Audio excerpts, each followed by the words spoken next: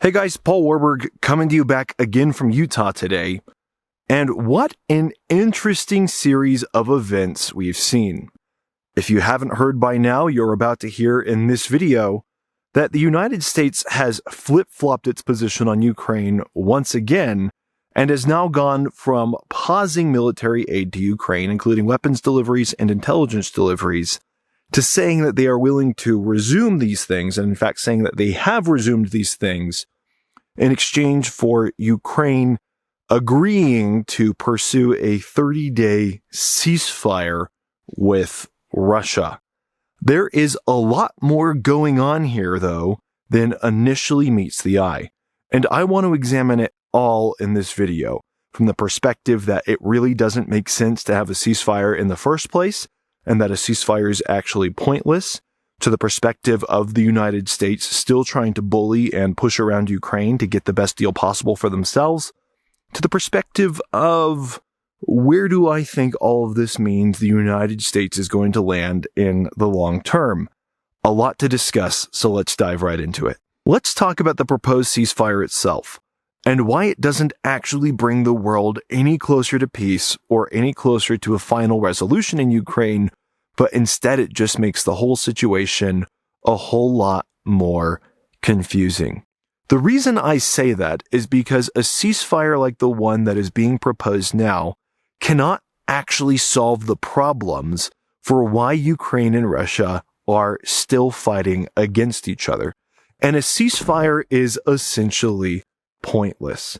Under the current conditions, a ceasefire gives no meaningful advantage to either side, because even though technically both sides get advantages from a ceasefire in the ability to rebuild and regroup and things like that, both sides have the same advantages, which nullifies any reason for the ceasefire. What this also means is that a ceasefire can't even fulfill the simple goal of saving human lives, if that was the reason for it in the first place. Because a ceasefire doesn't solve the conflict, it just postpones it for another day. And because of the interim peace, when the guns stop firing for a short period of time, and each side is able to regroup and rearm, it means that when the fighting resumes, as it probably will because a ceasefire cannot solve the underlying issues, it means that ultimately that fighting will be even more brutal than before, and each side will have even more tools at their disposal than before to end human lives on the other side. For this reason, Ukraine and Russia haven't really seriously pursued a ceasefire up to this point. They have continued to duke it out for a couple of years, and it is pretty clear on both sides that this has not been the approach they want to take. Ukraine, for their part, has said a ceasefire is basically pointless without security guarantees, and so they have shown that they are willing to continue fighting against Russia rather than giving them a chance to rebuild and regroup. And Russia, for their part, has shown that they don't really desire a ceasefire either, not even for the advantages of a ceasefire, because if Russia truly wanted those advantages, rebuilding and regrouping, the reality is that they could have those advantages at any time by simply stopping their attacks against Ukrainian positions. Russia, as the aggressor, of course, controls the nature of the battlefield currently and how many losses they are willing to take. And so if Russia wanted to slow down its losses, it could do that at any time. So a ceasefire is basically pointless.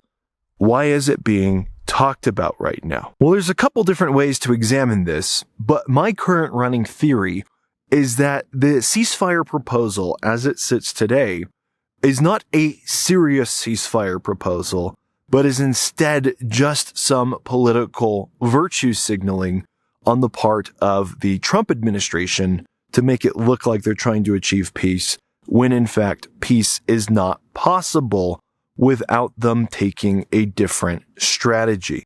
And the reason I say things that way is because when I look at the ceasefire proposal as it is currently arranged, the reality is that this is a lose-lose situation for Russia. It puts Russia in a massive dilemma. And if you don't know what a dilemma is, the definition of a dilemma is when you have to choose between two bad outcomes. So there's no good choice. And that's where Russia is now, and the way that this has all come to fruition. Russia is darned if they do, and darned if they don't accept the ceasefire proposal. And however it works out, it will end up making Ukraine look better. The ultimate outcome of that, we don't know. Basically, because under the current ceasefire proposal, Ukraine is the first country to make a gesture towards peace. Russia cannot say yes or no to this proposal without major political consequences. On the front, it looks like the deal is designed for Russia to say no, because there are certain stipulations within the agreement that Russia cannot agree to and remain consistent with its narratives about the war. For example, there is a proposal in the ceasefire deal that Russia return to Ukraine the children that have been kidnapped from there and that are basically being re-educated in Russia. Russia, of course, portrays them taking Ukraine's children as an unqualified good thing, and Russia cannot in good conscience, or at least not in good narrative, send these children back to Ukraine without undermining its own position. And that makes this deal basically an automatic no for Russia, as if there was much of a chance of Russia agreeing to a ceasefire proposal in the first place. In reality, even without such a stipulation, Russia was unlikely to agree, because Russia has been talking for a long time that they think they have the current advantage and that they don't see a reason to stop the war. There's other reasons in reality for that beyond Russia actually thinking they have the advantage. In reality, if Russia slows down or stops this war, it might have a lot of major consequences. We'll talk about that in just a second. But basically, by setting things up this way, where Russia is forced to say no to a ceasefire deal, Ukraine can undermine a lot of the narratives that Russia is using to hurt support for Ukraine in Western nations right now, particularly narratives that have been going around in the United States that Ukraine is a warmonger who just wants a continued state of war, even though they were the country that was attacked. If Ukraine can propose peace to Russia and Russia can say no to that, that will help Ukraine. And so there's really no good outcome for Russia on that side of the coin. On the other side, though, if Russia did agree to this ceasefire proposal, that could arguably be even worse for them in some ways. First, because Russia has not achieved even their basic objectives for invading Ukraine in the first place, which means that either Russia has to admit to a level of defeat, or Russia will have to continue fighting with Ukraine after the 30 days of peace runs out. And in that case, Russia will be seen as the aggressor again, and it will be hard for Russia to sell to its own people why they continued a war with Ukraine when they had an opportunity for peace if its people don't want that. Furthermore, if Russia says no to a ceasefire offer from Ukraine, that could provide the ammunition that some think that Russia's international partners are looking for to further distance themselves from Russia and away from Russia's cause. It will be harder for countries like China and India, who say they are for peace, to continue talking on Russia's side if it is even more clear that Russia is the continued aggressor, not just the original aggressor, because Ukraine has asked for a stop to the fighting and Russia has continued it. So for those reasons and more, it's really not a good outcome for Russia to say no to this ceasefire proposal, but by the same token, that doesn't mean it's a good idea for them to say yes to it either. The reality is that if Russia accepts a ceasefire, they are accepting a deal that one day they will have to break. Because Russia up to this point has not achieved any of their objectives around the invasion of Ukraine. And the Russian people are getting a little bit increasingly frustrated by that. But at the same time, the Russian media has continually pushed the need to achieve these objectives as a righteous cause. They have, of course, called Ukrainians Nazis, and they say that they need to protect the people in these certain regions of Ukraine and denazify them and create a security blanket for Russia. And if Russia enters into a ceasefire with Ukraine, not having achieved those objectives in the eyes of their people, that will mean one of two outcomes for Vladimir Putin. And basically, it will probably mean that his people will see him as a failure, which is never a good look for a Russian leader. That will then force Russia to break the ceasefire with Ukraine eventually. And that will make Russia look even more like the aggressor, and it will just even more cement the things that I talked about of the international community drawing further away from Russia because of this outcome. So no matter what Russia does, ultimately either the regime is threatened or they lose face in the international community. They're darned if they do, they're darned if they don't. Now, because of all of this, I view this ceasefire proposal as something of a poisoned chalice that is intended to hurt Russia, or at least it will have that outcome. Now, whether it was the idea of Ukraine to make things come out that way, or whether it was the idea of the United States, or both, I know there's obviously going to be a lot of strong opinions on. But basically, I see this as not a genuine effort towards peace, but perhaps just a genuine effort to make it look like a certain party is trying to make steps towards peace. When I look at this deal, I see Donald Trump, who has promised the Republican Party that he would achieve peace in Ukraine within just a couple of days, even before he took office, and is now finding himself increasingly with egg on his face for not achieving that. And I see him as somebody who is desperate to find a way out. I think by proposing a peace, even if it gets rejected, Trump can frame things a certain way to make it look like he did the best he could. And unfortunately, there was just nothing that he could do. But with that in mind, there is something interesting here that does seem to indicate that the United States might be a little bit more on Ukraine's side than a lot of people have given them credit for.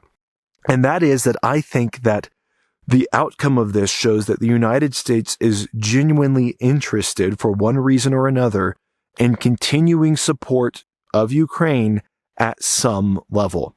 And the reason I say that is because if the United States, and specifically if the Trump administration, had completely wanted an out from supporting Ukraine, they already had it in the narrative that they built up over the past couple of weeks.